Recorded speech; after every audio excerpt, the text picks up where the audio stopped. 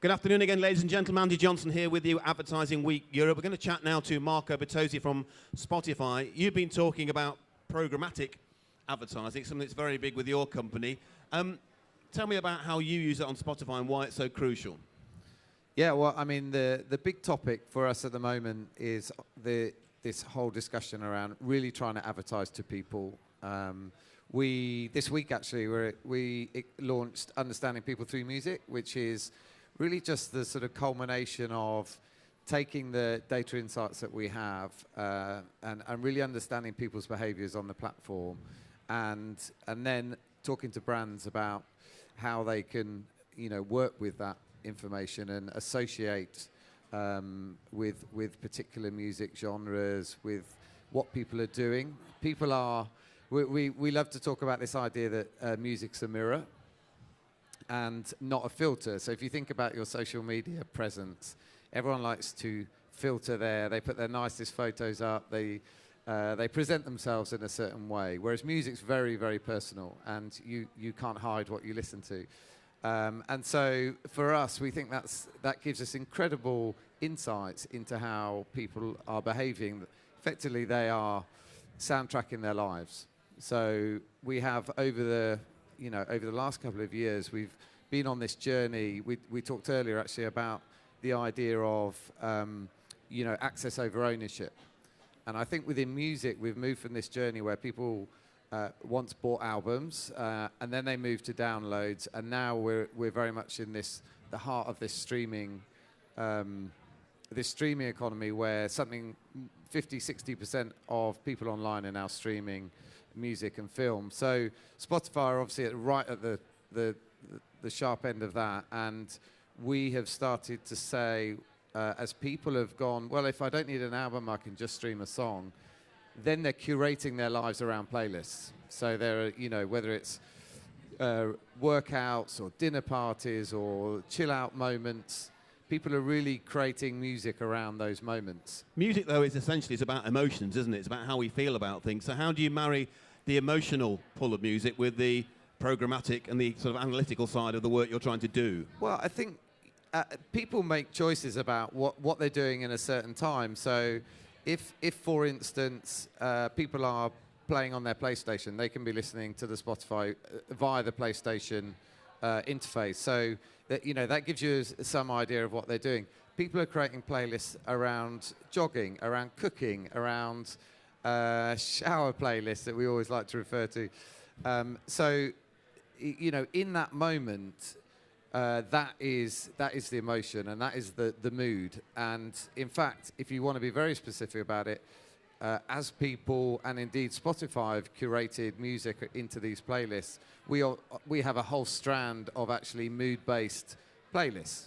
Okay, so if you went into the platform on a Sunday morning, you'd find, lazy Sunday morning coffee music. Yeah. And that really is the window for us on what people's mood is, how they're feeling and so on. I can see how it works really well with your brand and what you do. Is it more difficult for other advertisers who aren't using something as personal to people as music to actually get across this programmatic side of advertising and also try and create some kind of emotional hook with them as well?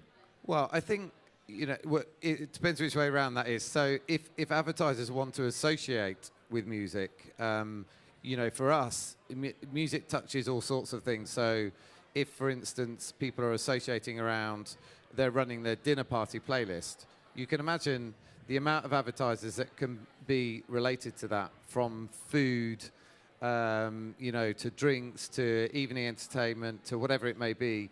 All of those companies can associate with that music, even if they aren't naturally a company that has a music relationship. So I think it does open the door to a whole range of advertisers working with the music. We're talking yesterday to Les Hollander from your organisation. He was talking about this audio renaissance, which I was very excited to hear about, because, I mean, at a very basic level, I'm a real fan of the radio, and things like radio and podcasts, as well as music, are increasingly important, aren't they? And they're certainly holding their own in a very crowded marketplace out there. Yeah, I mean, the growth of audio and streaming is immense, 50-60%. We had a big research study with WPP around the streaming state of mind that really showed that exact point, that people more and more are finding these different ways to embrace audio. And I think, you know, it's also coming in a slightly different fashion. You know, there's a lot more people having that very personal experience of headphones in, whether it's commute or even at the office. And I think that is the beauty for us. Our audience are staying with us for 2.5 hours a day. And the reason they can do that is because you can listen to Spotify in the car. Once you're in a different environment where you have to put your phone in your pocket, you know, you're still listening. There's no interruption. You get to work, you're listening. So our relationship with the users is very much through the day, and you know, it changes through the day. The mindset changes through the day. The mood changes through the day. And presumably the advertisers change through the day as well. Exactly, and so for us, we work really closely with brands to help them associate at the right time and in the right way, because you know, there's a study out recently showed that people are 40% more receptive to brands when they're in a certain frame of mind, or if you marry the advertising message with the mood very carefully, and so that's very much our focus. We really want to help brands make that link, and our environment is, you know, it's such a hot topic at the moment, but we have 100% logged in users. We have any advertiser has 100% share of voice. There's only ever one ad experience at a time. And you know, we have 0 fraud and 100% viewability. So if you add all of those things up, combine them with the mood and the moment, you know, you've got a pretty powerful opportunity for advertisers. And that, as someone who's worked on the agency side for 20 years and moving to the brand side, that's really important for us to, you know, for me to be able to be super confident about what we're talking to brands about. Give us a couple of tips then. We're heading towards the end of Advertising Week Europe now. People are going to be partying tonight. A couple of songs from your playlist that might fit that party mood? Oh, no. So going back to the point about...